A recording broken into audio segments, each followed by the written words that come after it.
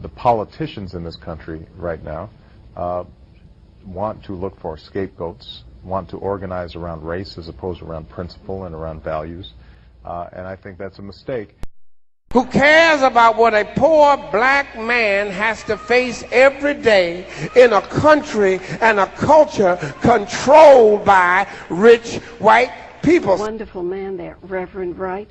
Right, and who is my pastor, and he is a wonderful man. Jesus was a poor black man who lived in a country and who lived in a culture that was controlled by rich white people. He's a pastor of a large congregation in Chicago, and one of the interesting things that I discover in my journey to discover what my identity is and who my father is also discovering sort of my own faith, which is not necessarily a traditional faith. People, the Romans were rich, the Romans were Italians, which means they were European, which means they were white, and the Romans ran everything in Jesus' country.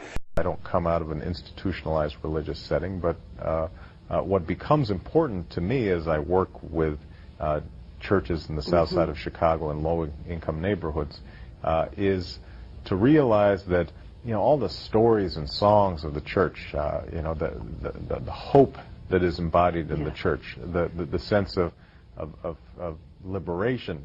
Oh, I am so glad that I got a God who knows what it is to be a poor black man in a country and a culture that is controlled by and run by rich white people. He taught me, Jesus did, how to love my enemies.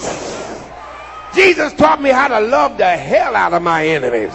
Liberation that is embodied in the historically African-American church is really something that moves me deeply, and I think is probably the main pillar around which a lot of inner cities communities are going to be built. And Reverend Wright, my pastor, who I speak about in the chapter in the book, I think represents the best of what the black church has to offer.